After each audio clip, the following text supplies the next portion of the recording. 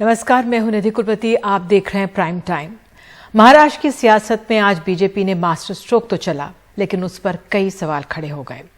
पहले जहां सबकी निगाहें देवेंद्र फडणवीस पर थीं कि वो आज शाम मुख्यमंत्री पद की शपथ लेंगे, लेकिन खुद फडणवीस ने ही ये ऐलान कर दिया कि एकनाथ शिंदे महाराष्ट्र के नए मुख्यमंत्री होंगे।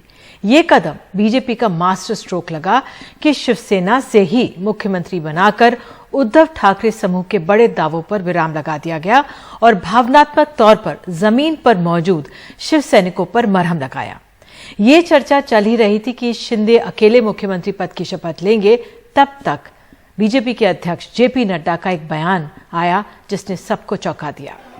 जेपी नड्डा ने कहा कि बीजेपी के केंद्रीय नेतृत्व ने फैसला लिया है कि देवेंद्र फडणवीस को सरकार का हिस्सा बनना चाहिए, इसलिए मैंने उनसे व्यक्तिगत आग्रह किया है और वो केंद्रीय नेतृत्व ने भी देवेंद्र फडणवीस से आग्रह किया है कि उन्हें उप मुख्यमंत्री पद का दायित्व लेना चाहिए। बताया गया कि देवेंद्र फडणवीस इसके लिए तैयार नहीं थे, लेकिन केंद्रीय नेतृत्व की ओर से 2 फोन आए, जिसके बाद फडणवीस तैयार हो गए। उसी दौरान गृह मंत्री अमित शाह ने भी फडणवीस को उप मुख्यमंत्री बनाने से जुड़ा ट्वीट किया और उन्हें यह पद स्वीकार करने के लिए धन्यवाद दिया। भारतीय जनता पार्टी की केंद्रीय टीम ने इस बात को तय किया है कि देवेंद्र जी को सरकार में आना चाहिए और सरकार में पदभार संभालना चाहिए, और इसलिए देवेंद्र जी से व्यक्तिगत रूप में भी आग्रह किया है और केंद्र ने इस बात को निर्देशित किया है कि देवेंद्र जी उप मुख्यमंत्री के रूप में, डिप्टी चीफ मिनिस्टर के रूप में कार्यभार संभालें और महाराष्ट्र की जनता और महाराष्ट्र की लोगों की जो आकांक्षाएं हैं उसको पूरा करने के लिए पूरी ताकत लगाएं और जन जन की आकांक्षाओं को एक विकसित प्रदेश के रूप में महाराष्ट्र को खड़ा करने में अपना योगदान करें। और इसके बाद देवेंद्र फडणवीस ने बीजेपी आला कमान का निर्देश मानते हुए ट्वीट किया और लिखा, प्रामाणिक कार्यकर्ता के नाते पार्टी के आदेश का पालन करता हूं। जिस पार्टी ने मुझे सर्वोच्च पद तक पहुंचाया, उसका आदेश मेरे लिए सर्वोपरि है। तो शाम 7:30 बजे एकनाथ शिंदे ने महाराष्ट्र के 20वें मुख्यमंत्री के तौर पर शपथ ली। उनके साथ देवेंद्र फडणवीस ने उप मुख्यमंत्री पद की शपथ ली, जबकि फडणवीस महाराष्ट्र के 18वें मुख्यमंत्री के तौर पर पहले ही 2014 में और 2014 से 2019 तक का कार्यकाल पूरा कर चुके हैं। दूसरी बात, 2019 में उन्होंने सिर्फ 3 दिन के लिए मुख्यमंत्री वो रहे थे, हालांकि उनका वो शपथ ग्रहण काफी विवादों में रहा। महाराष्ट्र के बाकी मंत्रिमंडल का गठन विचार विमर्श के बाद आगे किया जाएगा। बहरहाल शिवसेना के बागी गुट के जो विधायक हैं अब भी गोवा में हैं। वहां से उनका प्रवक्ता जो है विधायक दीपक केसरकर ने आज हमें बताया कि शायद 2 दिन तक वो वहीं पर रहेंगे, उसके बाद वापसी हो। उन्होंने कहा जैसे ही फडणवीस कहेंगे वो वापस आ जाएंगे। तो ये साफ है कि देवेंद्र फडणवीस भले ही उप मुख्यमंत्री बने हैं, खुशी से ये हम नहीं कह सकते, लेकिन सरकार की बागडोर उनके हाथ में ही रहती दिख रही है। भारतीय जनता पक्षाने हा निर्णय केला की श्री एकनाथ शिंदे साहेब यांना भारतीय जनता पार्टी समर्थन देईल आणि श्री एकनाथ शिंदे हे मुख्यमंत्री होतील। देवेंद्र जी ने अभी यहाँ पर कहा कि हम लोग बाला साहब ठाकरे जी के शिवसैनिक को समर्थन दे रहे हैं। ये उनके दिल का बहुत बड़प्पन है। ऐसा कभी कोई करता नहीं जिसके पास 120 विधायक है, जिसके पास 120 विधायक होने के बावजूद ऐसा कोई ग्राम पंचायत और नगर सेवक का पद भी नहीं छोड़ता है। ये तो मुख्यमंत्री पद है और ये आज उन्होंने शिवसेना प्रमुख बाला साहब ठाकरे जी के सैनिक को एक सपोर्ट किया है। इसलिए मैं आदरणीय पंतप्रधान नरेंद्र जी मोदी साहब को धन्यवाद देता हूं, उनका आभार मानता हूं। वैसे ही मैं गृह मंत्री अमित जी शाह साहब को भी धन्यवाद देता हूं, उनका आभार व्यक्त करता हूं। जेपी नड्डा जी अध्यक्ष हैं, उनका भी धन्यवाद, और खास करके मैं देवेंद्र जी को धन्यवाद देना चाहता हूं क्योंकि वो खुद भी इस पद को प्राप्त कर सकते थे, लेकिन उन्होंने कहा है मैं भले मंत्रिमंडल में नहीं, लेकिन मैं इस राज्य के विकास के लिए सरकार के साथ हूं। ऐसा जो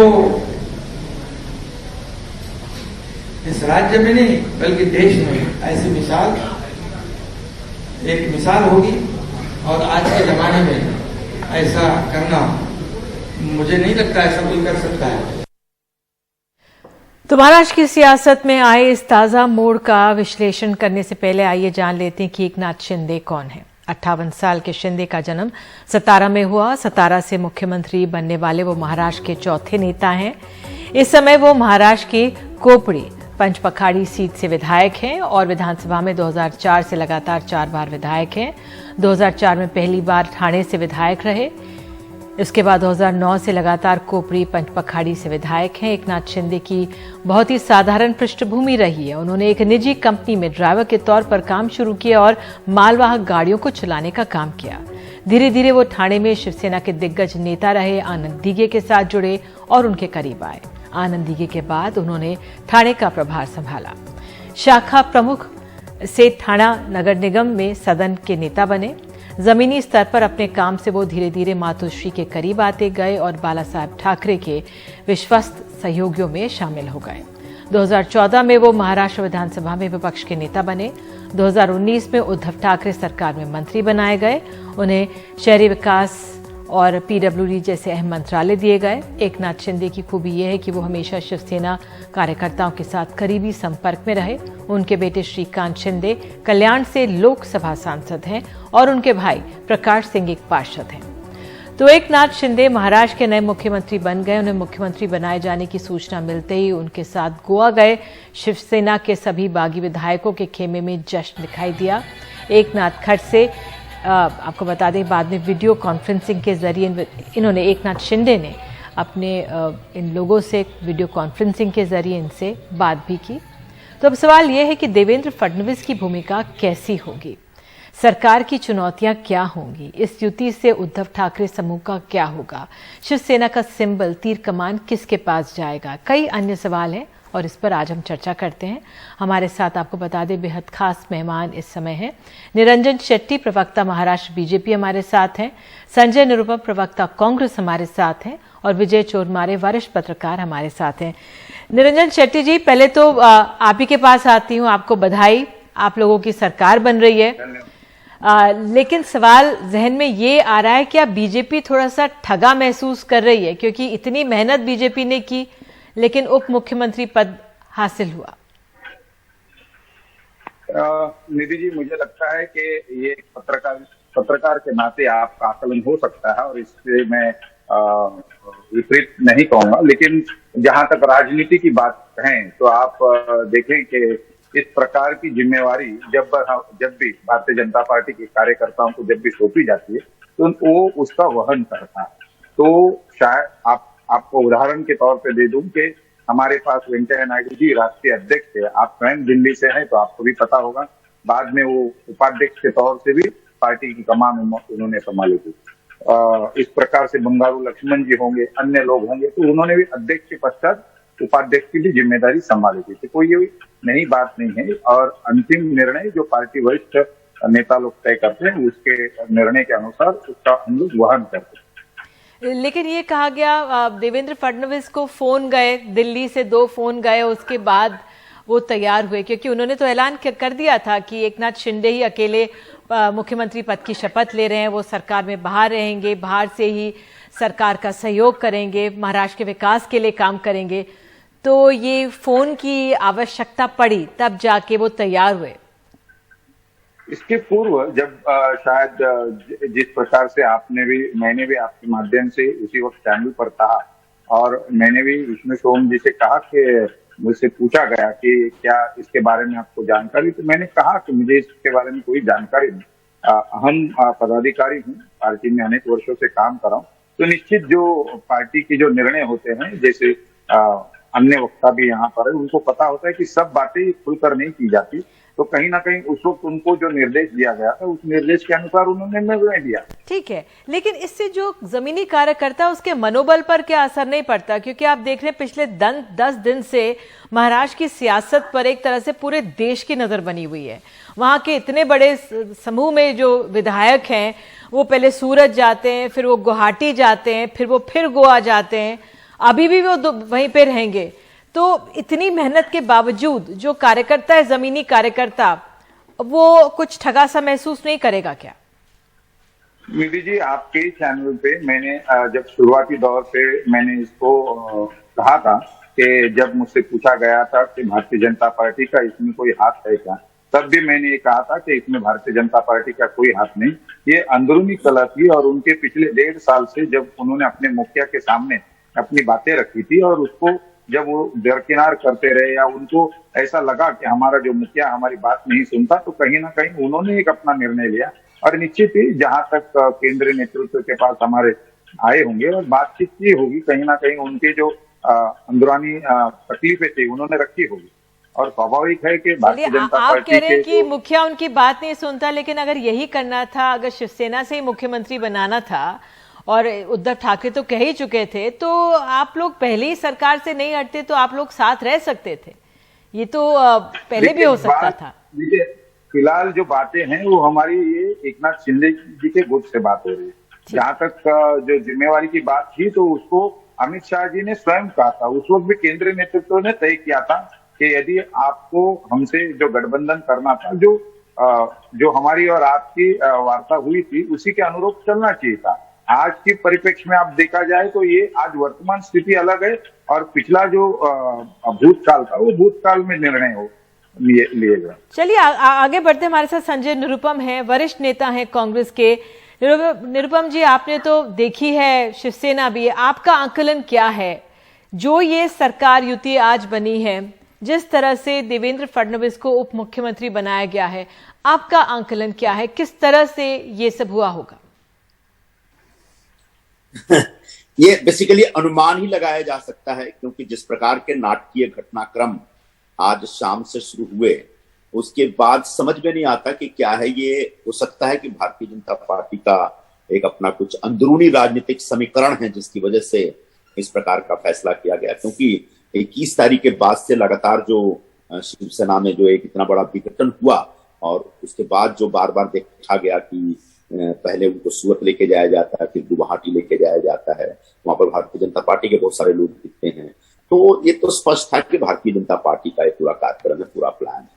लेकिन ये भी एक अंदाजा था कि इसका मतलब देवेंद्र फडणवीस मुख्यमंत्री बनने जा रहे हैं और उनके deputy chief minister Eknath Shinde होंगे, क्योंकि जो बड़ी पार्टी होता है उसका नेता मुख्यमंत्री बनता है। लेकिन शाम होते होते खुद मुख्यमंत्री ये फडणवीस जी घोषणा करते हैं कि मुख्यमंत्री शिंदे होंगे, तो अपने आप एक चौंकाने वाली बात थी और सब लोग, पूरा देश चौंक गया ये सुन करके। अब ये इसके पीछे क्या ये राजनीति थी क्या कि शिंदे को बहुत बड़ा बना दिया जाए और शिवसेना धीरे धीरे उनके कंट्रोल में आ जाए? कोई ऐसी राजनीति है, कोई ऐसा षड्यंत्र है, कोई ऐसी प्लानिंग है, मुझे नहीं मालूम।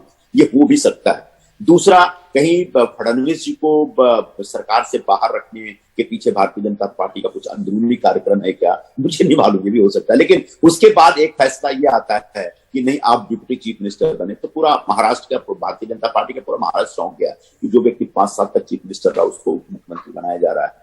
तो निश्चित तौर पर ये सब चौंकाने वाली बातें हैं। आने वाले दिनों में ये महज, मुझे नहीं लगता कि ये सिर्फ यूं ही एक फैसला ले लिया गया, ये एक बहुत सोची समझी रणनीति के तहत फैसला लिया गया। अब रणनीति का निशाना क्या है, रणनीति का जब मुख्य उद्देश्य क्या है, ये बहुत एकदम से जो भी कहा जाएगा वो सब अनुमान की बात होगी। लेकिन कोई बड़ी रणनीति है, कोई बड़ा प्लान है और शिवसेना के सामने एक बड़ी चुनौतियां खड़ी हैं, ऐसा दिख रहा है।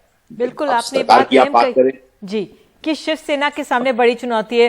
विजय चोरमारे जी, आपका आंकलन क्या? अब तो रात के 9 बज चुके हैं और जब से हम लोग सब हैरत में लगातार एक के बाद एक ये तमाम फैसले आए और जो परिस्थितियां बदली, और हम राजनीति के छात्रों के लिए तो बिल्कुल चौंकाने वाली घटनाक्रम था जो जिस तरह से महाराष्ट्र में घटित हुआ। आपका क्या आंकलन है? अब इसका असर क्या होगा? जो आज सरकार बनी है, 2 एक मुख्यमंत्री उप मुख्यमंत्री ने शपथ ली है, जहां पे उप मुख्यमंत्री जो है वो ज्यादा सशक्त हैं, उन्होंने ज्यादा मेहनत की है और जो मुख्यमंत्री हैं वो हमेशा आभारी रहेंगे उप मुख्यमंत्री के। तो जो बड़ा पद है वो छोटे पद से बिल्कुल शीर्ष पे आभार के स्थिति में रहेंगे। क्या असर इसका महाराष्ट्र पर पड़ता हुआ आप देख रहे हैं? निधि जी, दिन भर जो घटा है उसके बारे में कुछ नहीं बोलूंगा, क्योंकि बाकी जो प्रवक्ता है उन्होंने सारी चीजों का जायजा लिया है। मुझे लगता है कि पिछले 7-8 सालों में हमने बहुत सारी पार्टियों में अंदरूनी कलह देखे हैं, मगर नरेंद्र मोदी और अमित शाह जी ने जब से बीजेपी की कमान संभाली है तब से बीजेपी के अंदर से कोई अंदरूनी कलह की बातें बहुत जोर से सामने नहीं आई है। मगर पहली बार आज ऐसा हुआ है कि बीजेपी की अंदरूनी कलह की बातें सामने आई है, क्योंकि देवेंद्र फडणवीस जी का कद पिछले कई दिनों से इतना बढ़ता जा रहा था कि मुझे लगता है बीजेपी के केंद्रीय नेतृत्व ने उनका कद कम करने की कोशिश आज के निर्णय से की है। पहली बात ये कि एकनाथ शिंदे गुट ने जब बगावत की थी तब से ये माना जा रहा था कि देवेंद्र फडणवीस मुख्यमंत्री बनेंगे और एकनाथ शिंदे उप मुख्यमंत्री बनेंगे। खुद एकनाथ शिंदे भी वैसे ही मानते रहेंगे।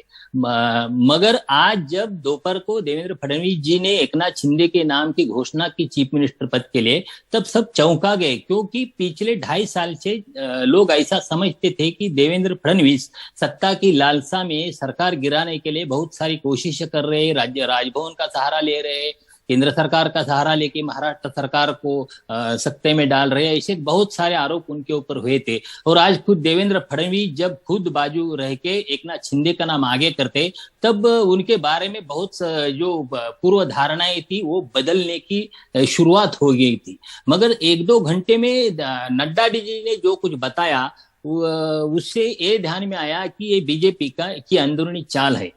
इससे एक बात देवेंद्र फडणवीस के लिए ये कि वो चीफ मिनिस्टर से डिप्टी चीफ मिनिस्टर बनेंगे, ये उनके लिए बहुत सम्मानजनक नहीं रहेगा। मगर महाराष्ट्र में ऐसा पहली बार नहीं हुआ है, 2 बार ऐसा पहली बार हुआ है। जो अशोक चव्हाण अभी इस मंत्रिमंडल में मंत्री थे, पीडब्ल्यूडी मिनिस्टर थे, वो पहले मुख्यमंत्री थे।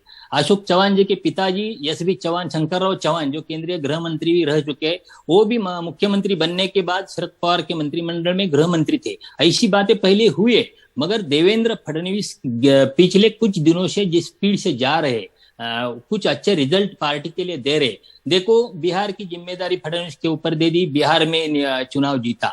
गोवा की जिम्मेदारी फडणवीस पर दे दी, गोवा का चुनाव जीता। राज्यसभा का महाराष्ट्र का चुनाव जीता, विधान परिषद का चुनाव जीता। और इसके बाद ये सरकार गिराने में भी उनकी बहुत बड़ी भूमिका रही। इससे ये लगता था कि देवेंद्र फडणवीस बहुत आगे चल चुके हैं। और मुझे लगता है अमित शाह जी और उनके खेमे ने ऐसा सोचा होगा कि एक योगी से सामना आगे करने के लिए बेहतर होगा, दूसरा योगी दिल्ली में लाकर कुछ अमित शाह के लिए वो अच्छा नहीं रहता आगे की राजनीति के लिए, बीजेपी की राजनीति के लिए। इसलिए मुझे लगता है कि देवेंद्र फडणवीस का कद कम करने की कोशिश आज के निर्णय से हुई है। आपने एक बहुत बड़ी बात कही है कि बीजेपी ने उनके पर कतरने की एक तरह से कोशिश की है, क्योंकि देवेंद्र फडणवीस देखा जाए उनके बारे में जो पढ़ रहे थे कि 21 साल की उम्र में नागपुर के सबसे छोटी कम उम्र के मेयर वो बने थे। 44 साल की उम्र में जो पहली बार वो मुख्यमंत्री बने थे, दूसरे सबसे छोटे कम उम्र के वो मुख्यमंत्री बने थे। और जिस तरह से उन्होंने लगातार अपना सफर तय किया है कि वो अपनी राजनीति को समझते हैं और बहुत मेहनतकश वो नेता हैं। उनका अगर पर कतरा गया है और उन्होंने जिस तरह से इसे दिखा भी दिया सार्वजनिक तौर पर, अगर आप ये भी हमें समझा रहे हैं कि खुलकर जो अंतरकलह बीजेपी की पहली बार सामने आई है, तो वो देवेंद्र फडणवीस ही कर सकते थे। मुझे ऐसा लगता है कि देवेंद्र फडणवीस जो बीजेपी पार्टी में रहते हैं, बीजेपी पार्टी का एक अनुशासित वर्कर है, वो पार्टी की बात उन्होंने मान ली है। मुझे लगता है उसमें उन्होंने कोई हिचकिचाहट नहीं की दिखता है, क्योंकि अगर उन्हें मालूम है कि पार्टी पर इस समय नरेंद्र मोदी जी और अमित शाह जी की पकड़ कितनी मजबूत है। और ऐसे में उनके खिलाफ अगर उन्होंने कुछ सोच लिया है, उन्होंने कोई निर्णय दे दिया है, तो इस वक्त तो स्वीकारने से कोई अलग बात नहीं होगी। उनके लिए ये सम्मानजनक नहीं है। इसे मैं इसलिए बता रहा हूँ क्योंकि जब उन्होंने एकनाथ शिंदे जी का नाम के नाम की उनकी घोषणा की थी, तब ऐसा लग रहा था कि देवेंद्र फडणवीस इस सरकार के रिमोट कंट्रोल रहेंगे। मगर अब निरुपम जी ने कुछ कहा है और निरंजन जी ने भी कुछ कहा है, तो मुझे लगता है डेप्यूटी चीफ मिनिस्टर ये चीफ मिनिस्टर के बाद ये आएगा। भले ही वो अनुभव से ज्यादा हो और वो बहुत बड़े एकनाथ शिंदे से बड़े नेता हो, क्योंकि 5 साल पूछ रही थी आपसे सर, मैं इसलिए पूछ रही थी, आज हम शाम के 6 बजे मेरे कार्यक्रम में दीपक केसरकर से बात कर रहे थे जो गुट वहां पर मौजूद हैं गोवा में। तो मैंने उनसे पूछा आप लोग कब आएंगे, उन्होंने कहा कि हम 2 दिन बाद आएंगे। तो मैंने कहा आप 2 दिन बाद क्यों आएंगे? तो उनके मुंह से सहजता से निकल गया कि जब फडणवीस जी कहेंगे तब हम आएंगे। तो मैंने उनसे फिर ये पूछा उनसे कि आप शिंदे जी की नहीं सुन रहे और आप फडणवीस जी की सुन रहे हैं, यानी सीधे संपर्क में हैं। तो उन्होंने एक कुछ ऐसा सा जवाब दिया, कुछ खास नहीं। तो देवेंद्र फडणवीस ने बहुत मेहनत की है इसके लिए। बहरहाल मैं आती हूँ एक बार फिर से निरंजन शेट्टी, मैं आपसे पूछना चाहती हूँ शेट्टी जी, जब हम बात कर रहे थे लगातार, जब उद्धव ठाकरे अपना पूरा कह रहे थे कि जो बागी गुट है वो कह रहे थे कि हम असली शिवसेना है, और वो लगातार जो बागी गुट है वो लगातार ये कह रहे थे कि एनसीपी कांग्रेस हम पे हावी होती गई। वो ये कह रहे थे एनसीपी और कांग्रेस के जो नेता है अपने कैंडिडेट का ऐलान कर देते हैं और शिवसेना का वजूद समाप्त कर रहे हैं। लेकिन शिवसेना का जो वजूद क्या पहले से ही समाप्त करने की कोशिशें थी? क्योंकि मैं देख रही हूं शिवसेना जो पहले 73 से 56 में आई थी, बीजेपी उसी दौरान 14 से 19 तक 42 से 106 में हो गई। तो शिवसेना का वजूद समाप्त करना तो बीजेपी की भी कोशिश रही होगी ना? निश्चित नहीं निधि जी, यदि आपने कभी हमारे महाराष्ट्र के कार्यालय में आए होंगे तो स्वाभाविकता से जब प्रमोद जी जिंदा थे तब, और संजय निरुपम जी भी जानते हैं इस प्रकार की, हमारे बैनर पे जो भी हम प्रेस कॉन्फ्रेंस करते थे वहां पर एक 3 शब्दों का हमेशा उल्लेख हुआ करता था, और सभी पर मतलब भारतीय जनता पार्टी की सबसे ज्यादा सीट जीत कर आएंगे, मतलब इस प्रकार से नेशन फर्स्ट पार्टी ने सेल्फ लॉन्च, और उसके पीछे जो पूरा महाराष्ट्र का चित्र हुआ करता था, हमने सभी जगह पर हमारे चुन के आएंगे इस प्रकार की पूरी बातें वहां रखी थी। तो आज फिलहाल वो नहीं दिखती होगी, लेकिन यदि आप कोई पुरानी वीडियो उतार कर देखेंगे तो वहां पर 100% भाजपा इस प्रकार से हम लिखा करते थे। रही बात अलग, मैं आपको बता देना चाहता हूं कि ये बात हमारी शिवसेना और भारतीय जनता पार्टी की अंदर से पहले ही तय हुई थी कि जो भी ज्यादा सीटें जीत कर आएगा उसका हमेशा मुख्यमंत्री होगा। इसके पूर्व 171 शिवसेना लड़ती थी, 117 हम लड़ते थे। तत्पश्चात संजय जी को पता होगा कि हमने भी बहुत सी मांगे की थी कि जहां पर वो चुनाव जीत नहीं पाते थे उस जो टिकट है वो हमको दी जाए, ताकि हम वहां पर एक इक्वल लेवल पे आए और हारी हुई सीटों को हम ले करके पुरानी सीटें उनको जीती हुई सीटें 1-2 दे करके इस प्रकार से एक समतोल बना सके। हमने हमेशा माना था कि लोकसभा में हमेशा हम ज्यादा सीट लड़ेंगे और विधानसभा में इस प्रकार के एक नंबर का एक हमारा डिस्ट्रीब्यूशन हुआ करता था।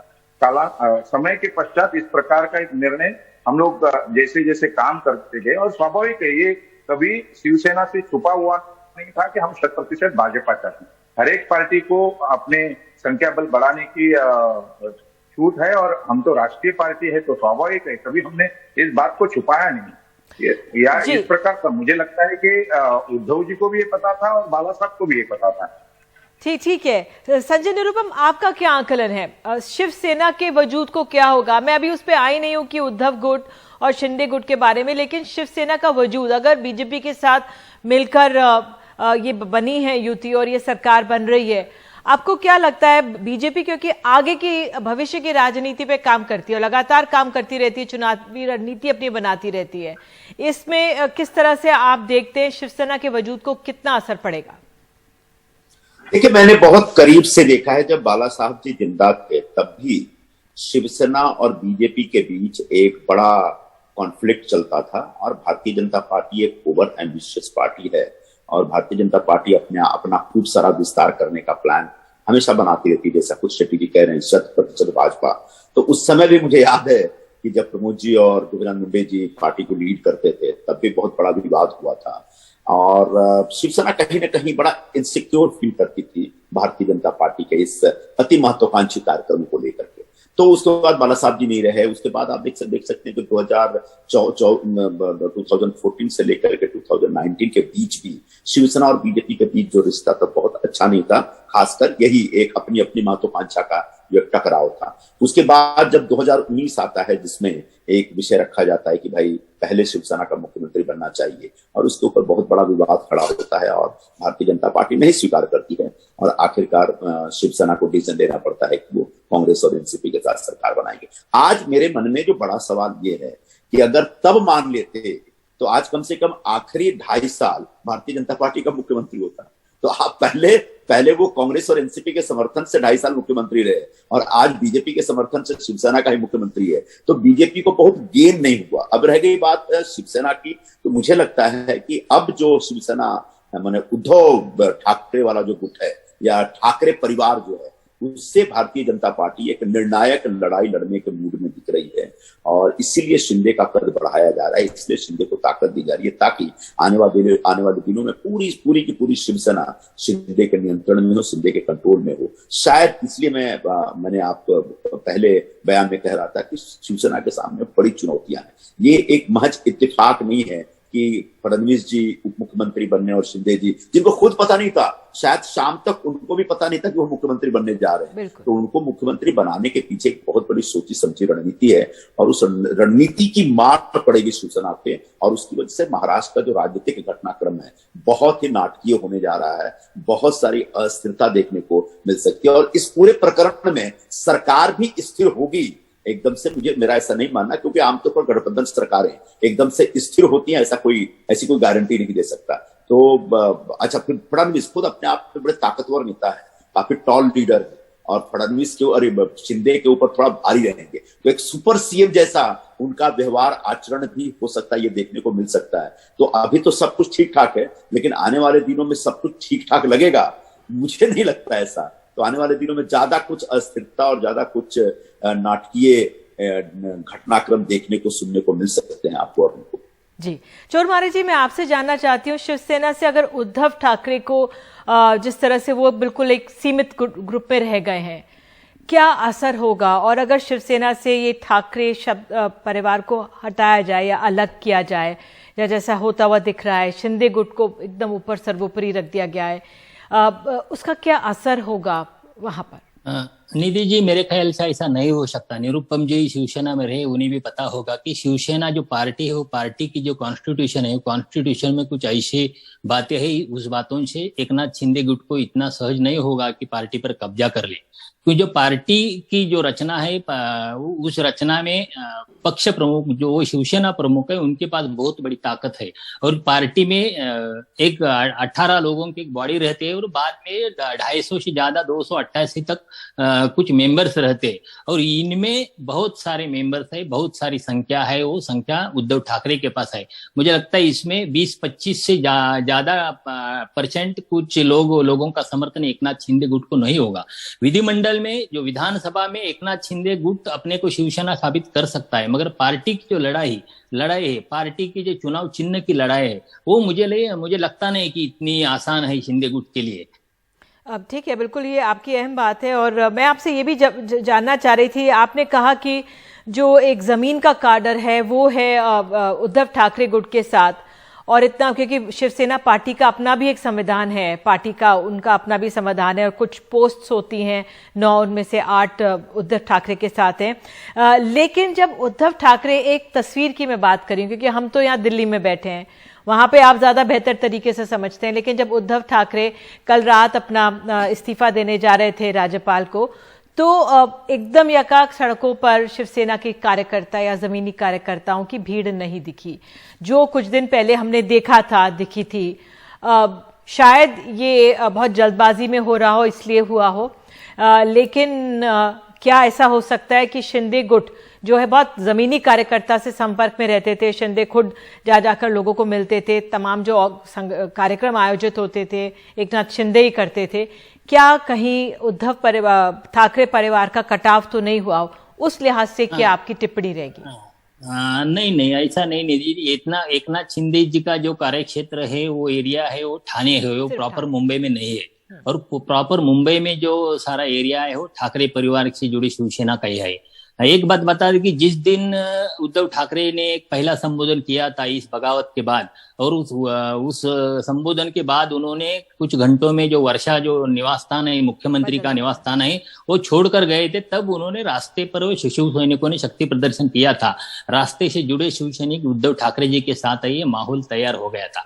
मगर कल की बातें सब लोगों के लिए अनपेक्षित थी, क्योंकि उद्धव ठाकरे ने कुछ मिनट पहले वो फेसबुक लाइव के बारे में कहना, सुप्रीम कोर्ट का रिजल्ट आने के बाद फेसबुक लाइव के बारे में जानकारी देना, और फेसबुक लाइव होने के बाद यकायक राजभवन इस्तीफा देने के लिए जाना, ये इतनी बातें जल्दबाजी में हुई थी कि मुझे नहीं लगता कि लोगों को, कार्यकर्ताओं को रास्ते पर आए और समर्थन में आया और किसी लिए अपने नेता का जय जयकार करने आए, ये संभव नहीं था।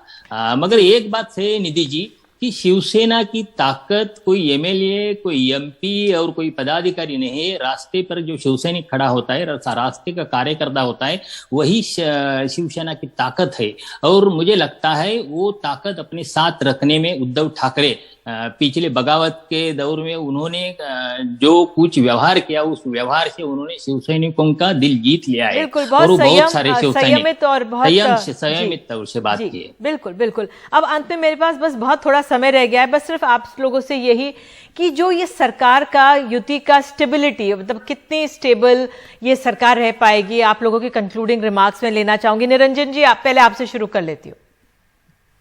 मुझे लगता है कि जब ये गठबंधन हुआ और यहाँ पर हमने तय किया कि एकनाथ शिंदे जी इसका नेतृत्व करेंगे, वो इटसेल्फ वो सर्टिफिकेशन हो जाता है कि इस गठबंधन को पूरा कार्यकाल समाप्त कर पाएगा, ऐसा मेरा मानना।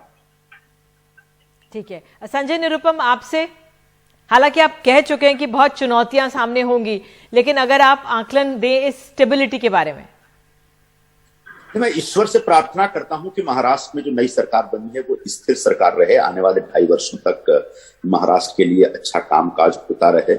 लेकिन जैसा मैंने कहा कि गठबंधन की सरकारें बहुत स्थिर रहती हैं, रह पाती हैं, ऐसा आमतौर पर नहीं देखा जाता है। लेकिन मैं चाहूंगा कि सरकार स्थिर रहे, ऐसा भारतीय जनता पार्टी को भी प्रयास करना पड़ेगा। और कहीं ना कहीं जो नए मुख्यमंत्री हैं उनको अपने सहयोगी दल, जो बड़े दल के साथ एक सही कोऑर्डिनेशन करते हुए सरकार चलाना पड़ेगा। जी, चोरमारे जी। निधि जी, मुझे लगता है ये सारा बीजेपी पर निर्भर है। मगर एक बात ध्यान में लीजिए, इसमें बीजेपी का टारगेट है लोकसभा इलेक्शन, और लोकसभा इलेक्शन के लिए उनके साथ शिवसेना होना उनके लिए जरूरत है। क्योंकि अगर पूरी शिवसेना बीजेपी के साथ होती है तो 1 और 1 11 हो जाता है। वो दोनों पार्टियां मिलके 48 में से 40 तक की सीटें जीत लेते हैं। अगर शिवसेना नहीं साथ हो तो बीजेपी सिंगल डिजिट में ही समेट जाएगी। इसलिए आगे के दिनों में शिवसेना को, उद्धव ठाकरे जी को साथ लाने की कोशिश बीजेपी तरफ से हो सकती है। वो बता सकते हैं, देखो हमने आपका शिवसेना का सीएम किया, अब काहे को दूरी, क्योंकि लोकसभा के लिए शिवसेना की बीजेपी के लिए बहुत जरूरत होगी। अगर शिवसेना साथ नहीं होगी तब 20-25 सीटों का घाटा बीजेपी को हो सकता है। बिल्कुल, आप सभी हमारे साथ जुड़े, और महाराष्ट्र में जिस तरह से आज नाटकीय घटनाक्रम में नई सरकार एक तरह से शपथ ली है मुख्यमंत्री ने और उप मुख्यमंत्री ने, वाकई में देखना होगा कि इस नई युति का आगे भविष्य में गठजोड़ किस तरह से आगे चलता है। जो सुप्रीम कोर्ट में मामला है 16 विधायकों का, उस पर क्या फैसला होता है। जो गोवा में शिंदे गुट के नेता विधायक मौजूद हैं वो वापस आते हैं, उनको कैसे अकोमोडेट किया जाता है। तो तमाम सवाल हैं, महाराष्ट्र पे नजर बनी रहेगी। लेकिन फिलहाल बहुत दिलचस्प रहा जिस तरह से आज घटनाक्रम महाराष्ट्र का हुआ। लेकिन फिलहाल एक मुख्यमंत्री, उप मुख्यमंत्री मिल गए हैं। एक छोटा सा ब्रेक हम ले रहे हैं, उसके बाद ईज ऑफ डूइंग बिजनेस पर एक योजना आई है सरकार की, उस पर एक रिपोर्ट दिखाएंगे। बने रहिए हमारे साथ।